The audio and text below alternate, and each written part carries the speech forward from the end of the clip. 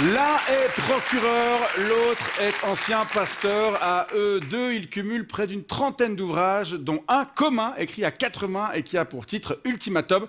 Merci d'accueillir les deux stars du polar roman, Nicolas Feutz et Marc Woltenhauer.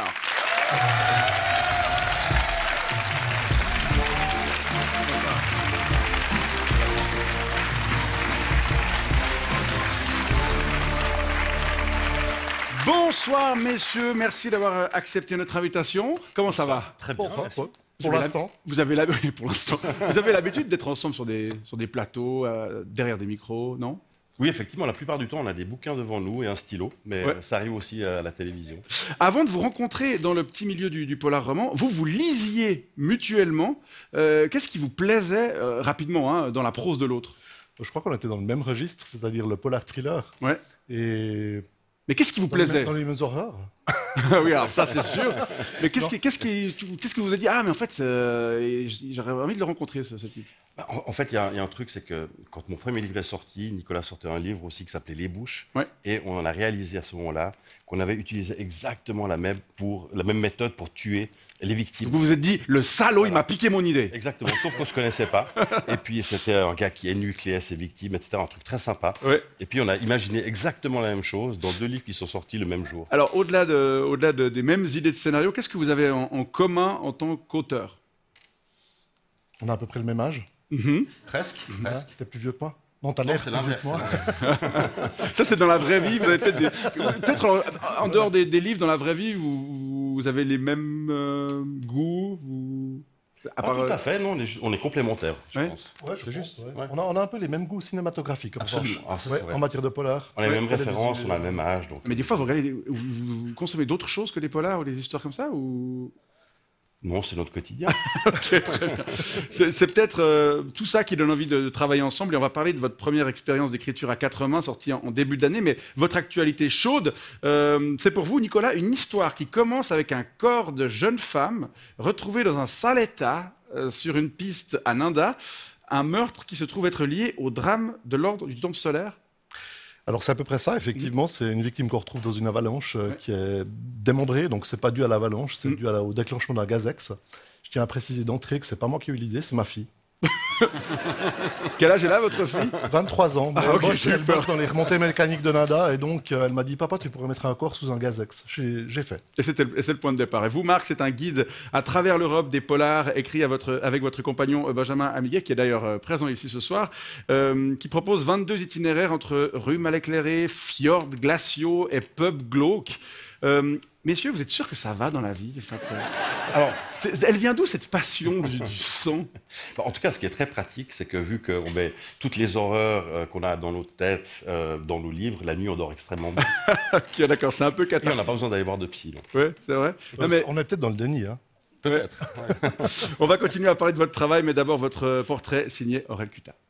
Ce sont les Federer et les Nadal du polar.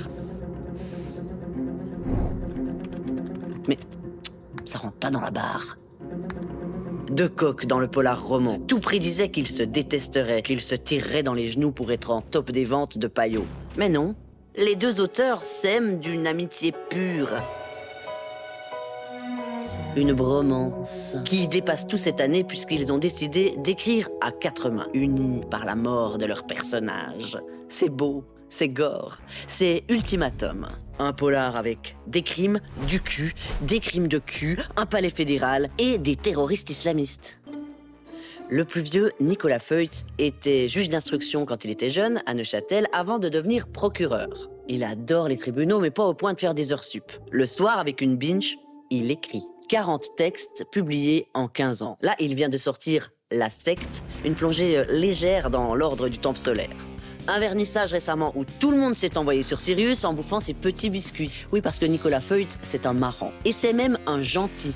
Ce qui se remarque, m'a-t-on dit, dans le milieu de l'édition, où il faut plus que les doigts de la main pour compter les gros cons.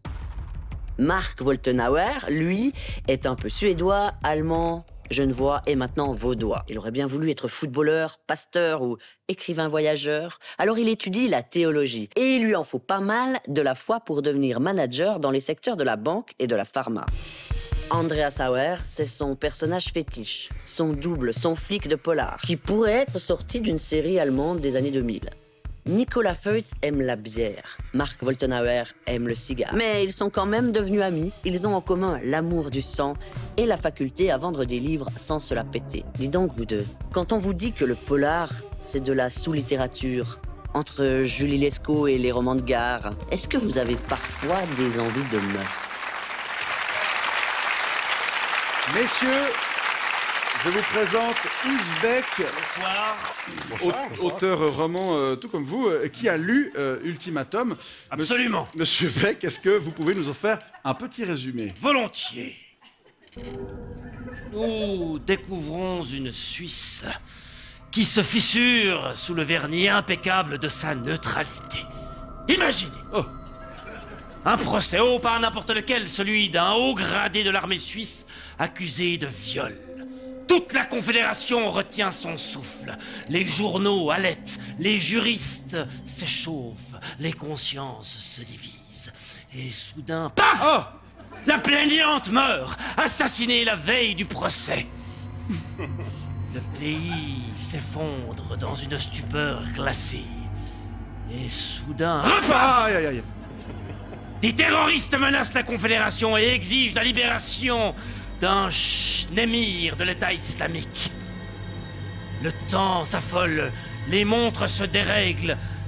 Le procureur Jensen et l'inspecteur Auer plongent alors dans les arcanes du pouvoir. Là où la vérité coûte toujours plus cher que le mensonge. Joli. Merci. Une réaction? J'en tremble, j'aurais presque voulu écrire ce livre. Effectivement. Mais on se croirait déjà en plein cinéma, en plein film. On n'a jamais eu une aussi bonne pub pour notre livre. Merci. Si vous ne l'aviez pas écrit, ça vous donnerait envie de le lire, cette... clairement. Ouais. Et vous, monsieur Beck, comment vous avez trouvé? J'ai détesté. Quel ennui! Quelle accumulation de poncifs. Meurtre, viol, terrorisme, course contre la montre. On a l'impression que vous cherchez à séduire le lecteur, à le divertir, à le faire s'évader, plutôt qu'à le confronter aux turpitudes de sa solitude et de sa finitude. Alors, je vous l'accorde, mais néanmoins, en ce qui nous concerne, au-delà de notre maman, on a des lecteurs et on vend des livres. Vous pensez à eux, Nicolas, quand vous commencez une nouvelle histoire, aux histoires que vous avez déjà racontées à votre public, les attentes peut-être aussi de celui-là? Moi, j'essaie de ne pas me laisser influencer par les attentes du public. Je dis ça, puis ensuite... voilà, vous faites tout le contraire. Je fais tout le contraire. Comment vous cherchez à plaire? Oui, vous avez envie de séduire. C'est une forme de drague. Vous draguez le public, comme des putes. S'il vous plaît, enfin. Vous avez envie d'être lu. Donc voilà. C'est très agréable. C'est pas vulgaire le succès. Enfin, l'envie de pute non plus, c'est un très beau métier. Absolument. C'est le terme qui est un peu... Bon, comment vous l'avez structuré? Comme une recette avec plusieurs ingrédients ou un peu à l'instinct? Puisque c'est la première fois que vous faisiez ça à deux. Oui, c'était la première fois qu'on faisait ça à deux et on peut se dire qu'on s'est vraiment tiré la bourre. On a réalisé que 1 + 1 = 3. Il y a vraiment eu une super dynamique entre nous. Mais comment ça se passe l'écriture à 4 mains, vraiment? Est-ce que chacun écrit un chapitre sur 2, une phrase sur 2, un mot sur 2? Non, mais je crois qu'on avait une grande chance au départ, c'est qu'on avait la même technique pour écrire. C'est-à-dire un clavier. On écrit un clavier. Si un avait écrit à la main, l'autre à l'ordinateur, c'était foutu. Oui.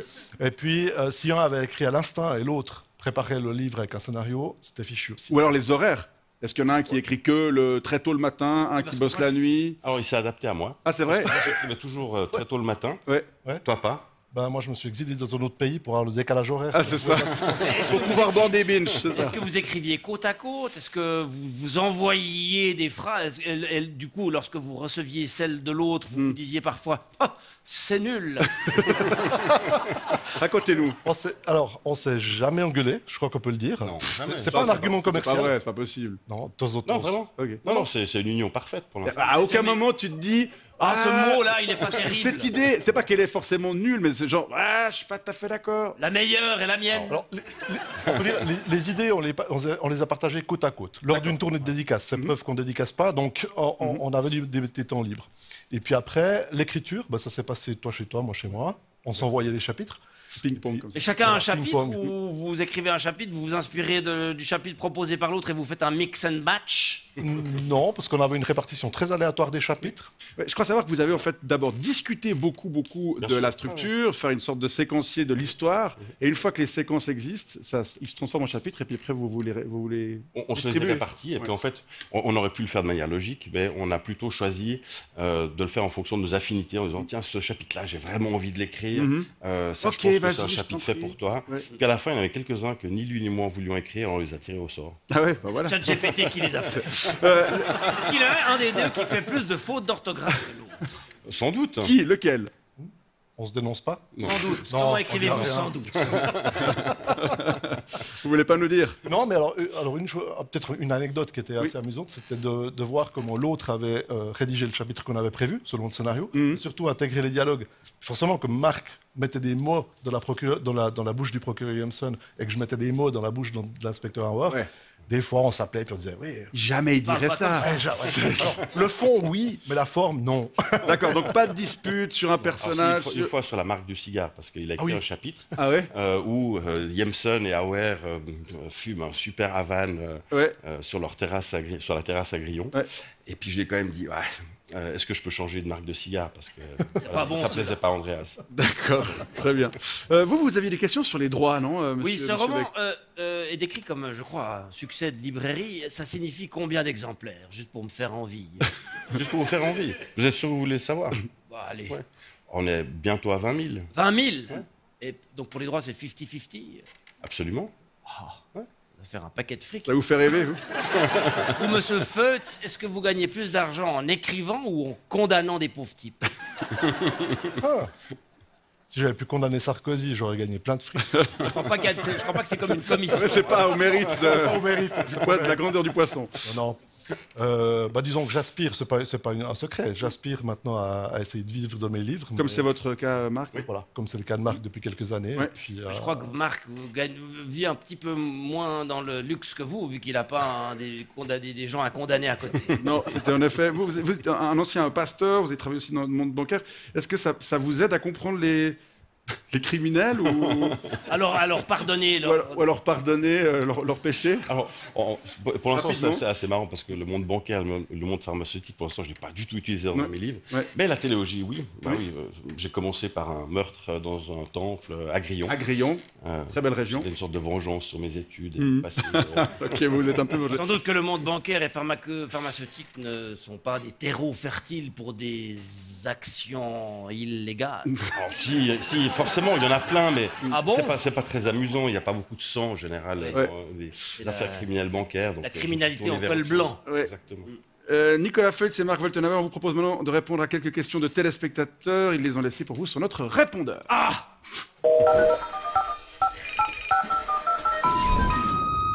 Ouais, bonsoir, c'est Tommy Kunk, réalisateur suisse de cinéma suisse. Messieurs, j'ai lu votre livre Ultimatum et je dois dire j'ai beaucoup aimé et j'ai tout de suite imaginé une adaptation pour le cinéma. Le problème c'est que j'ai pas beaucoup de budget, alors pour les plans drones sur les Alpes, j'ai un cousin qui pourrait me prêter son DJI Magic Pro. Pour le son, mon ex-femme peut peut-être me prêter son Nagra. Pour les dialogues bilingues, je pense qu'on peut utiliser ChatGPT. Et alors la question c'est les droits. 1000, ça va? 1000 quoi? Ouais, 1000 quoi, ouais. Alors, en fait, 1000 lingots? ouais, la réponse, je crois que c'est qu'on renvoie à notre éditeur ou à nos éditeurs qui gèrent les droits. Et vous avez déjà eu des ouvrages adaptés en... Oui, vous avez le Dragon des Muvrons pour votre part qui est en cours de Qui est développement. en cours de développement, tout comme... Le miroir des âmes. Ouais, c'est ça. Donc vous avez gagné combien déjà avec ça? un peu plus que 1000 en tout cas. Plus que 1000 lingots. Deuxième message. Oui, bonsoir, monsieur le procureur, c'est Régis. J'imagine que vous vous souvenez de moi. Vous m'aviez envoyé pour 10 ans à Bellevue pour une histoire de... Bref. 10 ans, j'ai donc eu le temps de bouquiner un peu et... Alors, vous savez quoi? Eh ben, c'est un de vos livres que j'ai préféré. L'ombre du renard, là. Je l'ai lu 3 fois. Mais alors, il y a quand même un truc que je comprends pas. pourquoi dans la vraie vie, comme dans les romans, c'est toujours les flics qui gagnent à la fin? Salaud! Quoi? Alors, Régis, je me souviens pas de lui, mais je suis pas sûr qu'il ait lu mon livre, en fait, parce que dans mes livres, les policiers gagnent pas toujours. Vous aurez remarqué que j'ai utilisé le mot policier. Je veux pas me faire d'ennemis. Absolument. Troisième. Je crois que les flics adorent se faire appeler des flics. Dernier message. Salut, du coup, c'est Léo. Moi j'ai 16 ans, j'aime trop Joël Dicker, Harry Kéber et tout.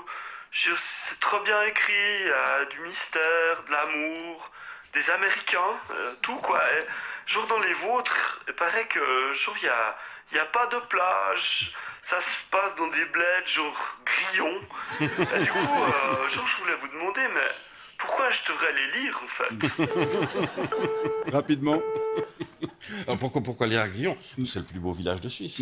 Et puis vos livres, pourquoi les lire, Nicolas? Neuchâtel est la plus belle ville de Suisse aussi. Voilà, on reste chauvin jusqu'au bout. Merci. Ce jeune téléspectateur évoque Joël Dicker. Monsieur Feutz, j'ai vu que votre dernier roman, comme certains des précédents, était édité chez Rosie & Wolf, la maison d'édition de Joël Dicker qui ne publie que les livres de Joël Dicker et les vôtres. Comment est-ce que vous vous êtes retrouvé dans cette galère? En 20 secondes. 20 secondes. Alors, c'est lui qui m'a appelé en 2021, je crois, et qui m'a dit, voilà, je vais créer une maison, est-ce que ça t'intéresse? Et vous avez dit OK. Mais on prend marque alors, non?